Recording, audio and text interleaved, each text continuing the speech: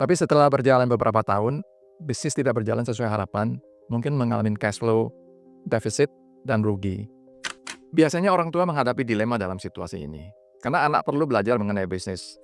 Sesuai dengan beberapa pengalaman kami dengan bisnis keluarga, untuk mengatasi hal tersebut, bisnis keluarga tersebut perlu memiliki tata kelola investasi yang baik. Untuk beberapa family, mereka mensyaratkan adanya skin in the game.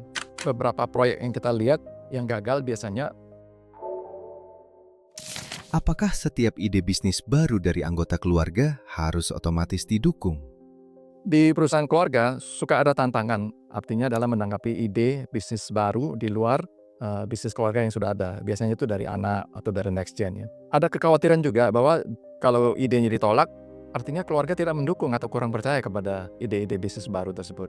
Saat yang sama, founder atau generasi pertama kadang-kadang ingin menunjukkan dukungan penuh kepada anggota keluarga yang sedang belajar berbisnis atau mencoba hal yang baru. Padahal keputusan mendukung atau tidak bukan soal kasih sayang, tapi soal readiness, governance, risk management, dan kesesuaian dengan strategi investasi keluarga. Jadi tantangannya adalah bagaimana mencari balance antara eksplorasi bisnis, next gen, dan membangun entrepreneurship dengan disiplin pengambil keputusan.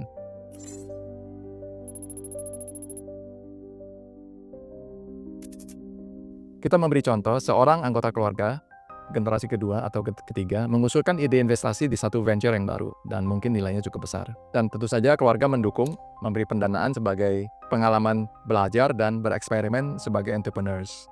Tapi setelah berjalan beberapa tahun, bisnis tidak berjalan sesuai harapan, mungkin mengalami cash flow, defisit, dan rugi.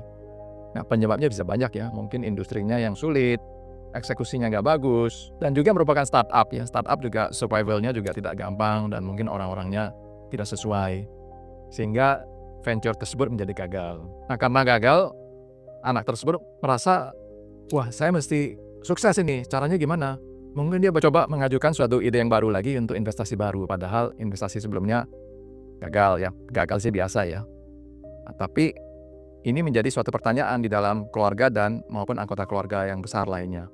Bagaimana keluarga besar ini menetapkan batasan mengenai investasi kalau sudah gagal, terus apakah yang kedua atau ketiga diteruskan dengan orang yang sama? Terus bagaimana mendukung anak tersebut atau next gen secara moral maupun secara material tanpa mengorbankan prinsip kehati-hatian? Bagaimana evaluasi yang sehat sebelum keluarga besar itu berkomitmen dalam investasi yang diajukan oleh anak tersebut?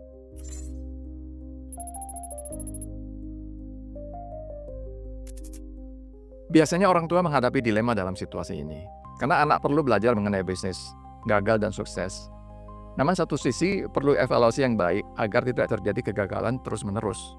Tidak semua ide bisnis yang muncul dalam keluarga otomatis perlu dijalankan, ada yang bagus, ada yang kurang.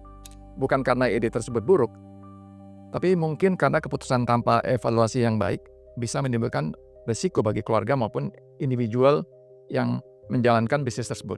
Apa saja risiko yang perlu diperhatikan? Tanpa mekanisme evaluasi yang terstruktur dengan baik, bisa muncul persepsi bahwa akses modal keluarga adalah hal yang otomatis. Jadi artinya kalau dia minta, biasanya akan disetujuin.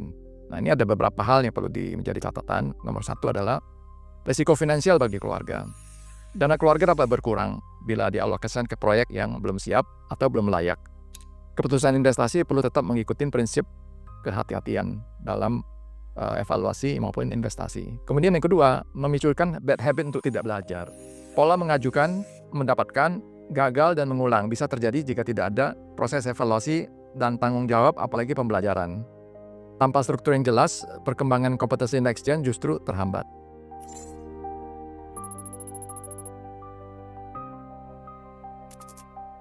Sesuai dengan beberapa pengalaman kami dengan bisnis keluarga, untuk mengatasi hal tersebut, bisnis keluarga tersebut perlu memiliki tata kelola investasi yang baik. Prinsipnya adalah, satu, ide bisnis baru dari anggota keluarga dapat didukung oleh keluarga, namun dengan tata kelola dan proses investasi yang baik, sesuai dengan best practice. Bila perlu, kita bentuk steering committee atau special team untuk mengkaji, mengevaluasi, dan menyetujui ide investasi tersebut. Jadi bukan langsung dari anak ke ayah misalnya, atau ke founder ya. Kedua, untuk beberapa family, mereka mensyaratkan adanya skin in the game.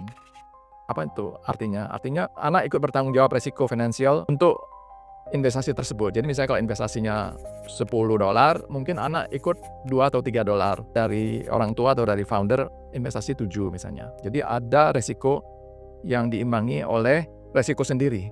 Ya, jadi bukan 100% resiko dari founder. Itu juga biasanya membuat seriousness mengenai next gen untuk mengelola bisnis menjadi jauh lebih baik. Last but not least, full involvement in monitoring. Nah, dalam beberapa proyek yang kita lihat yang gagal biasanya keterlibatan next gen ini kurang dalam proyek baru. Karena mereka sangat tergantung kepada profesional yang di-hire untuk proyek baru ini. Padahal sebagai startup, biasanya foundernya itu, yaitu anak kita sendiri, harus full time di situ untuk melakukan monitoring, eksekusi, dan mungkin tactical change, strateginya berubah, karena kan namanya startup banyak perubahannya mengenai strateginya, tactical changes. Sehingga kalau itu dia tidak full involvement, apalagi monitor dengan baik, biasanya hasilnya akan menjadi tidak baik.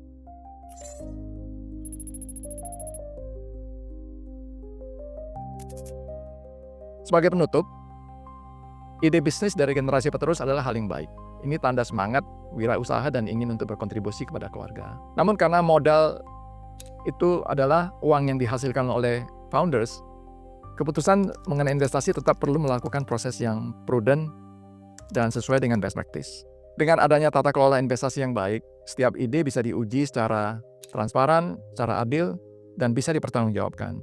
Jadi bukan ditolak ya, tapi boleh diuji dulu. Tujuannya, proses ini bukan untuk membatasi kreativitas, tapi memastikan keputusan investasi oleh keluarga tetap selaras dengan tujuan jangka panjang dan menghasilkan nilai.